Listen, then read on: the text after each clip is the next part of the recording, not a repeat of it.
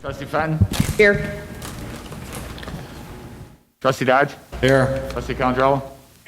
Here via phone. I'm feeling under the weather and using the resources through the executive order to attend out of respect for my fellow board members. So you're here. Thanks. Trustee Healy? Here. Trustee Katsinas? Here. Trustee Milani? Here. Mayor Pico? Here. Please rise to the pledge.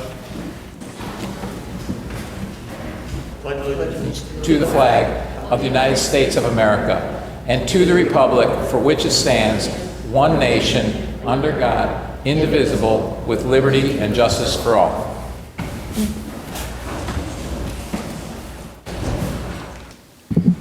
I'll entertain a motion to approve the minutes of the Board of Trustees meeting of August 3rd, 2020. So moved. Second. I have a change. Page 10, third paragraph, replace the word differ with defer. Got the wrong word in there. Any other comments or changes? So call the roll with the one change to replace the one word. Trustee Fenton? Aye. Trustee Katsinas? Aye. Trustee Dodge? Aye. Trustee Calandrello? Aye. Trustee Healy? Aye. Trustee Milani? Aye. Mayor Pico? Aye. St. Michael's Church raffle license. Mr. Chairman, Trustee Fenton. move to approve issuing a raffle license to St. Michael's Church to sell raffle tickets during their St. Michael Fall Fest beginning Tuesday, August 18th, 2020 through Friday, September 18th, 2020. Second. Any questions or comments? Call the roll. Trustee Fenton? Aye. Trustee Milani? Aye. Trustee Dodge? Aye. Trustee Calandrello? Aye. Trustee Healy? Aye. Trustee Katsinas? Aye. Mayor Pico? Aye. Accounts payable from August 4th, 2020 to August 17th, 2020. Trustee Healy. I move to approve the accounts payable from August 4th, 2020 to August 17th, 2020, in the amount of $4,475,649.67. Second. Any questions? Call the roll. Trustee Healy? I abstain. I have a conflict with the customer.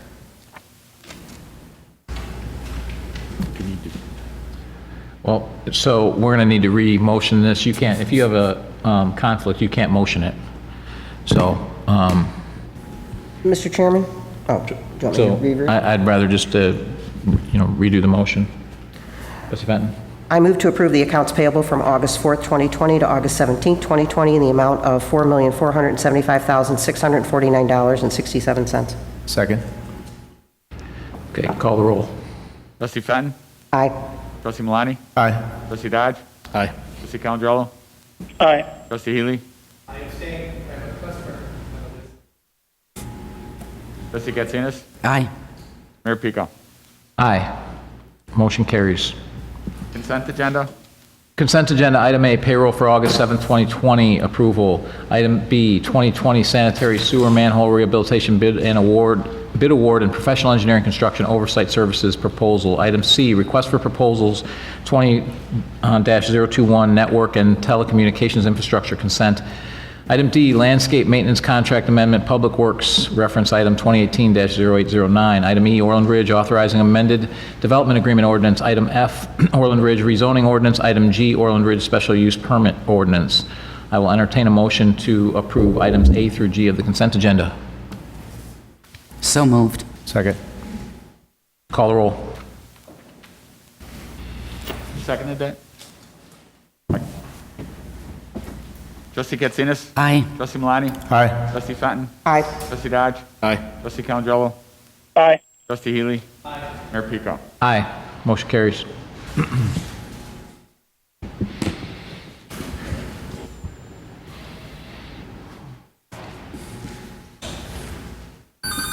Orland Fire Protection District Maintenance Building Development Petition for Site Plan, Elevations, Landscape Plan, Variances. Mr. Mayor,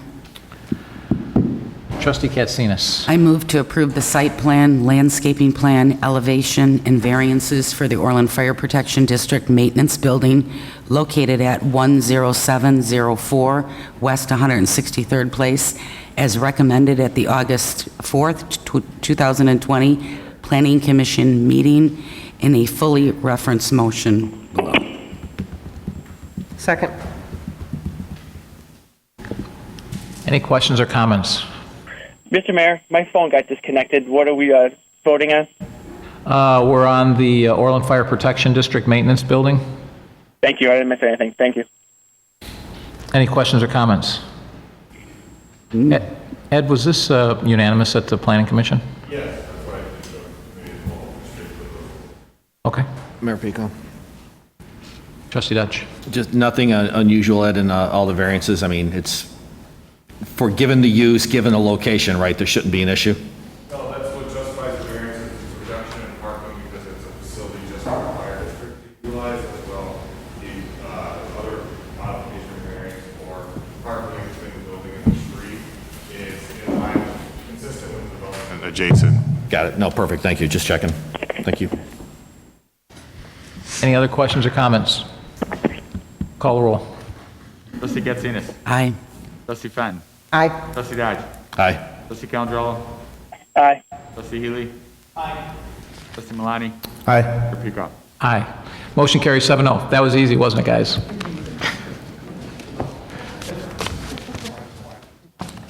Villas of Cobblestone, authorizing development agreement. Mr. Mayor? Trustee Katsinas. John, do you have an ordinance number, please? 5540. I move to pass ordinance number 5540 entitled Ordinance Authorizing Developmental Agreement, The Villas of Cobblestone, 8010 through 8030 West 143rd Street. Do I hear a second? Second. We talked about this at the Committee of the Whole. Are there any additional comments from the Committee of the Whole? Call the roll. Trustee Katsinas. Aye. Trustee Dodge. Aye. Trustee Fenton. Aye. Trustee Calandrello. Aye. Trustee Healy. Aye. Trustee Malani. Aye. Mayor Pico. Aye.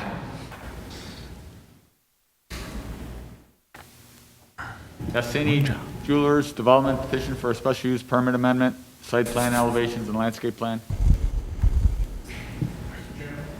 Trustee Healy. 5541. I move to pass ordinance number 5541 entitled Ordinance Granting an Amendment to Special Use dash Destiny Jewelers, 30 Orland Square Drive. Second.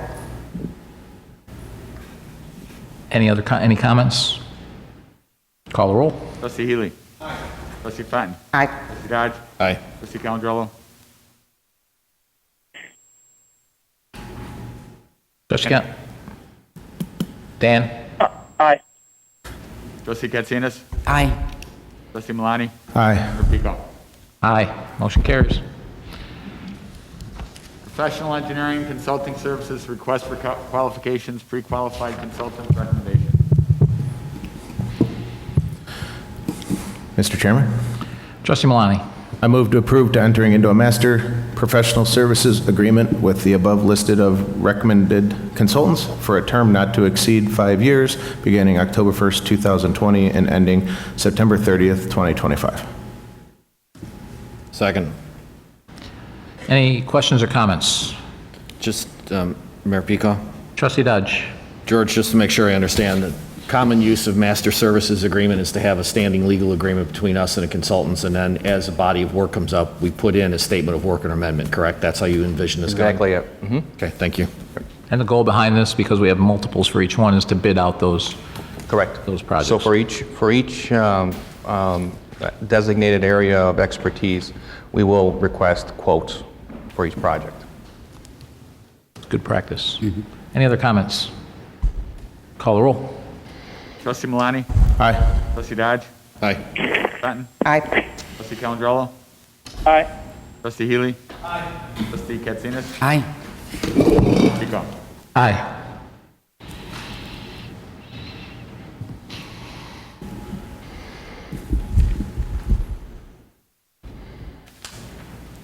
Intergovernmental and sub-recipient agreement with Cook County for coronavirus relief fund. Mr. Chairman, Trustee Malani. resolution number, please. 2041. I move to pass resolution number 2041 entitled Resolution Authorizing the Village President to Execute an Intergovernmental and Subrecipient Agreement for Coronavirus Relief Funds with Cook County. Second. Any questions or comments? Mayor Peacock. Trustee Dodge. So broadly, that's just it with the county? They got a whole bunch of money that was earmarked for us, and they have a pretty big management fee where we get our share? That's it? Yeah, unfortunately, the state restricted, well, I should say the state General Assembly, in the 3 days that they were there, they passed a law that restricted the amount of money that will go to local governments. So in the case of Cook County, under the CARES Act, they received a direct allocation from the federal government that didn't go through. And so what Cook County has done is taken out of a very large portion, they've put off the side $51 million for all of the communities in Cook County minus City of Chicago.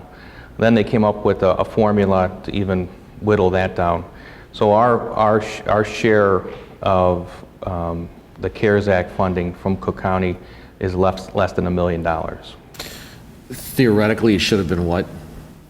9.7? Yep, theoretically. I kind of figured you might have an answer for that one. Yeah, so I guess I'll go into some of my comments now because I think it'll answer your question. So the people of Orland Park are getting royally ripped off here by the county and the state. I'm sure we're all surprised by that. So they gave us $51 million. Okay, on a per capita basis, that would be about 1.2 million. We're getting about 450,000. However, if they would have shared all the funds they were given on a per capita basis, we would have gotten 9.7 million from the county. The county, they have unincorporated residents, so they are keeping $3,389 per unincorporated resident versus the $20 they've allocated to the rest of us, and we're getting about $7 per resident. But the state should be, this is what's really being lost in all of this, and people are busy fighting over these crumbs from the county. The state should have, by the federal government rules, distributing 45% of its share. That's $1.6 billion to municipalities less than 500,000 that did not receive direct funding. They're only sharing 250 million of that. And they've specifically cut out Orland Park and all the other suburbs around the Chicagoland area because they've cut out 5 counties. If you took a per capita share of that money, taking out Chicago, because Chicago got money directly, that share would be $9 million. So either way you slice this, we got ripped off out of about $9 million, and we're getting 450,000. So, and the other thing that's frustrating, as we've talked about before, is the COGS are not really doing much to fight for that. The IML is, and we will continue to push and fight. And we've written to our congressman, and we're doing everything we can to continue to fight for those dollars. And hopefully, the U.S. federal government will hold the state accountable. I would, Mayor Pica, I would share that. I want to register my frustration that levels of government above Orland and between here and Washington are basically standing in the way of resources that were intended by the United States Congress, which we, of course, help fund. It's just frustrating. And some of the municipalities are fighting over these crumbs and missing the bigger picture, that if everyone got what was allocated to the state for us, that they'd all be getting 20 times more than they're receiving today. And even of that 250 million, they have not given any municipality. They have not given a penny. So, as we said from the beginning, we're going to treat this as if we're going to get nothing, because figure the state's going to try and put it in their pockets like they do everything else. But I have 2 questions about this, and this might be a Dennis or a George question. Does this resolution preclude us from continuing this fight? Like, for example, is this we've accepted your check and now we have no more recourse kind of thing? Like it might be if I was a business taking someone's money? Dennis can chime in, but I think the answer is, and you mentioned it, our real fight is with the state. The state should be distributing their portion based on that. The fact that the county is distributing any of it, if we're going to get it, that's wonderful. But I don't think the county's agreement can preclude us from doing anything at the state level. Correct, but it does for the county. So we are including under this So do we, Okay, so that brings up the next question, which is, does this preclude us from getting additional money from the county? Because we've been told, I've been told by some of the COGs that many of these communities, they don't have they've been allocated a lot more money based on this formula, but they don't have nearly the expenses that qualify. So that money, the county has said, is going back into the pool to be distributed. Are we going to be able to go get that part of the money if we've spent it, if we sign this agreement? Because I don't want to put ourselves in that position. It's possible, but we won't even get the first allocation if we don't sign this agreement. Right, okay, so if we pass the resolution, it gives me the authority to do this, but doesn't mean I have to do this. We could answer these questions before I sign into any agreement, correct? Yep. So my suggestion to the board would be to pass this, but recognize that we are going to get answers to these questions before I sign anything on the dotted line. Mayor Peacock? Trustee Dodge. I think that makes sense, given that there's uncertainty. I mean, it's a fair bit of money, and our residents are expecting us to go after it. Okay. Any other questions or comments? Mr. Chairman? Trustee Healy. So, George, can I understand that there's no time frame when we give money to us? I don't, well, I should say that I know that another municipality has completed their paperwork with the county and has already received their check. So I think as soon as we submit the close to $500,000, I think we'd be getting that relatively soon. As far as the bigger amount, that's I think unfortunately a long-term fight. It is frustrating in Washington, D.C., where nobody can agree on anything. They both came together and agreed that the city's the size of Orland, population should get $9 million. The state said, give us a haircut,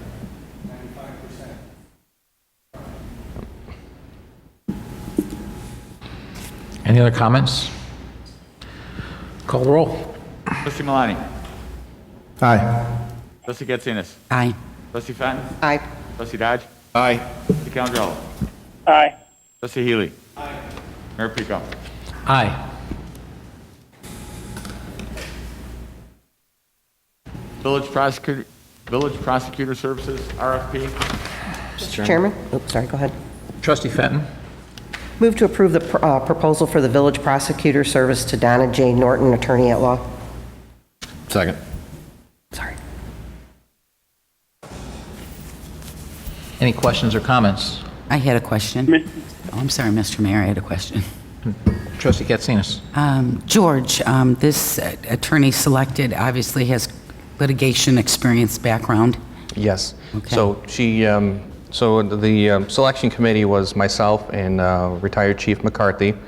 We went through the 8 proposals that were submitted. We scored them, and by far, Ms. Norton was the most responsible proposer.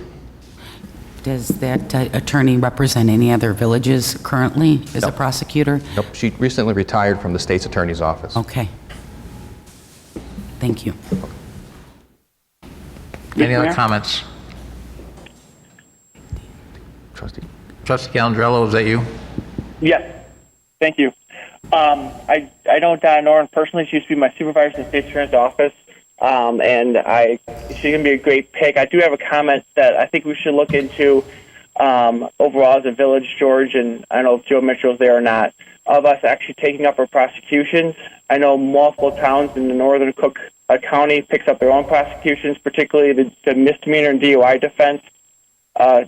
prosecution, and also the Will County. I think that our local prosecutor, whoever it is, and I hope it's Mr. Norton after the vote today, but that's something I think we should look up not only for a revenue source, but also for to control our prosecutions at the Bridgeview Courthouse and also in the Will County Courthouse now. So I think that's something that Joe and George should look into regarding prosecutions of misdemeanors and DUIs, getting that authority from the state's attorney. So since I've been here, we've added several things to that, so we'll continue to look at that, but I know that since I've been mayor, we've added several things because we recognize that we're not getting prosecution out of the county, so we've been taking care of adjudicating it here locally. And No, we'll- I know I'm saying, Mr. Mayor, we actually will go into the courthouses in Bridgeview and Will County and prosecute. We have the authority, along as State Attorney Fox gives it to us. A lot of towns up north do that themselves. So it's not adjudication. We're talking about actually prosecuting the misdemeanors in Bridgeview Courthouse and the Will County Courthouse. So it's common practice in Will County. So it's something that we just need authority to get from the state's attorney.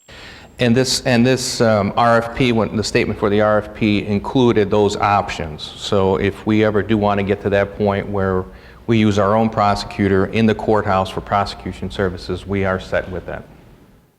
Thank you. That's something we should look into seriously. And with Ms. Norton as our prosecutor, she has the experience to do it. And just so the record's clear, I'm going to abstain based on my professional relationship with Ms.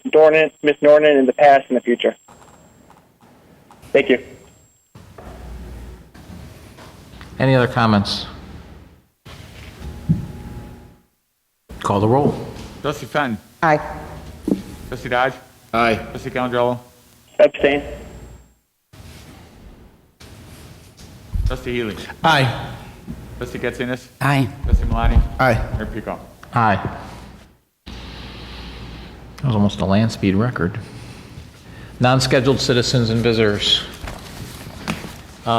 So I have a Jeffrey L., and we'll need your last name, and you're here to speak. You get 3 minutes. You're here to speak on the future of Orland and school districts. I just want, before you speak, I just want to make you aware that none of us on the board floor have anything to do with the school districts in any way, so that's a separate board. So, and you just take the podium over there.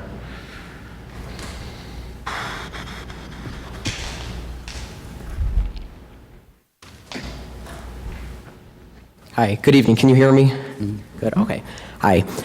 You know, I'd like to ask our Village of Orland Park what happened to our residents being our #1 priority. And I've lived here for 20 years, and I'm in disbelief to see that our community is the way it is. You know, Mr. Mayor, I appreciate all you've done, but I know how you would like to tell everybody on Facebook how you had the mayoral power on Facebook in a community group, and that you'll run your town the way you want to. In my opinion, it didn't come off very polished.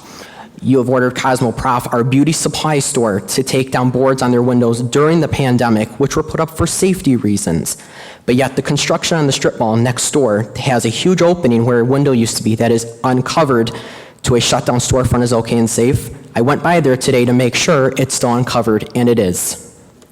Since when did we allow protests in Orland Park to stop traffic on LaGrange and to possibly make danger for our community and our residents? You know, instead of the Taste of Orland and speaking on the local news about all of our issues, maybe our safety and our well-being should also be considered.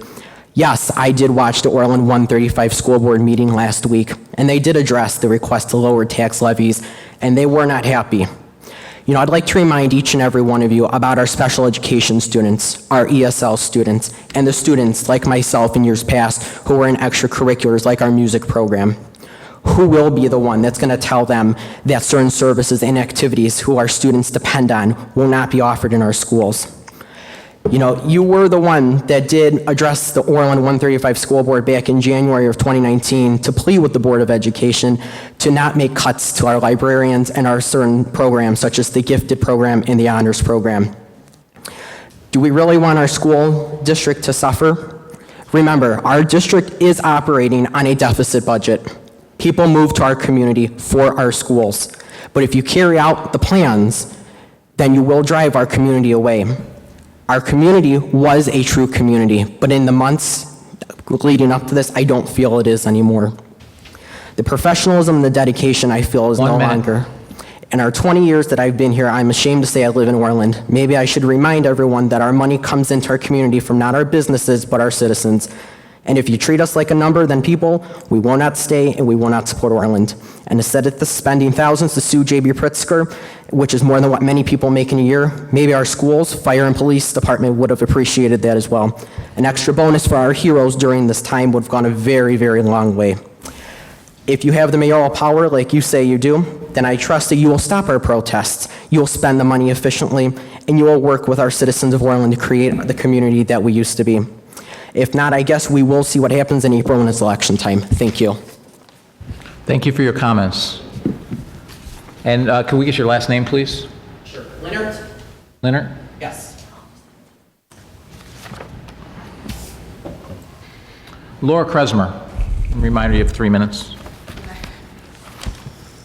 Hi. I would like to address the lack of professionalism displayed at the last Village Board meeting and on Facebook.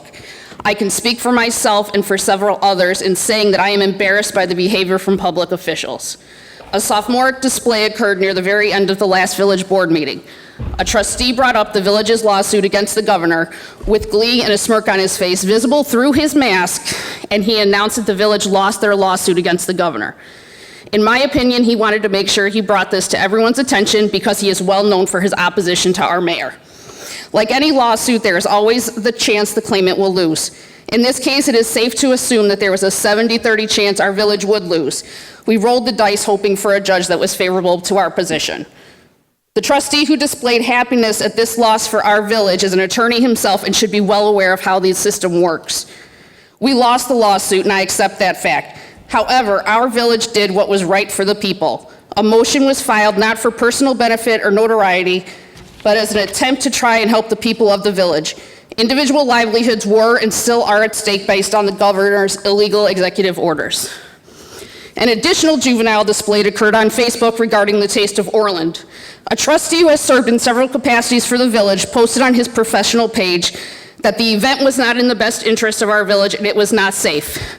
This trustee also went on to say that attendees to this event were being put at risk and would spread the virus. Some words used to describe his discontent with the event included that it was a bad idea and a poor decision. Yet he still voted in favor of having the event. The trustee lied and said he voted in favor of planning. There is audio, visual, and recorded evidence that in fact he voted in favor of the event. Without knowing our academic backgrounds, intelligence level, life experiences, professional experiences, or social experiences, he categorically insulted those of us who voiced opposition to his statement. Here are just some examples of his unprofessional and insulting comments. He labeled a male resident as incoherent and condescending. His words, paraphrased, were "come talk to me, fight it out with me." He questioned my ability to understand democracy as well as my financial situation. He told people to stop drinking the Kool-Aid. He claimed that all levels of government absolutely know the science and trajectory of the COVID-19 virus. This is inherently false. There's many more examples. I am embarrassed by this behavior and will distance myself from any public official who participates in this type of behavior. But I would like to thank the great job the majority of our board is doing for the benefit of the people. They give us a choice based on what is best for us and our families, and our village, and the majority of our residents. They put the people first. Thank you. Thank you for your comments. Is there anybody else to speak? Okay, board comments. Trustee Fenton. First of all, I'd like to thank our police department for their quick responses and always keeping the residents in the Village of Orland Park safe, and the people who come to visit the Village of Orland Park with everything that you've done over the last couple weekends. And we are seeing, your professionalism shows that we are proactive and not reactive. And that's what's great about it. And I'd also like to thank the fire department and Public Works and other individuals who have helped support and get things in place right away to make sure that we do have a safe community. I'd also like to, I was made aware today of a couple businesses that are leaving town due to lack of business. So I would like to encourage everyone to continue to support our local businesses, and especially our restaurants, since we will be coming up to cold weather and you won't be able to eat outside. And always, as I've been saying for the past couple months, please remember to wear your mask. Trustee Dodge. Just a couple of comments. George, look forward to hearing from you some basic financial information. I know that you've run into some challenges with reporting from the state, but there's some other things I think you could deliver to the board on a regular basis. Two, I wouldn't mind if at a future committee of the whole, we talk about broadly consent agenda. It's my recollection that that was something we created or took advantage of. I think it was actually at Trustee Ed Schilscher's suggestion. We had a lot of items then we would go through the committee, they'd come out of committee 3-0, made sense to put them on consent agenda. Given what we've done with the committee structure, perhaps we can kind of rethink, how we want to approach this. So we'll just have that as perhaps a committee of the whole discussion.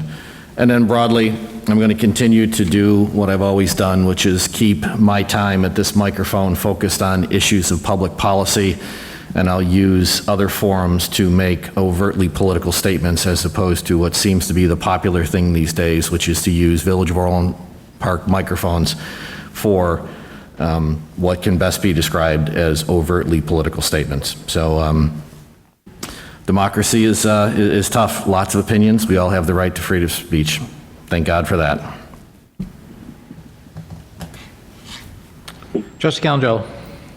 No comments. Thank you, everyone. Be safe. Trustee Healy. I just have a quick comment on the passing of a very nice lady, Mickey Walsh. Her and her husband, Tom, came out here from the south side of Chicago. Tom being an ex-police, Chicago police officer.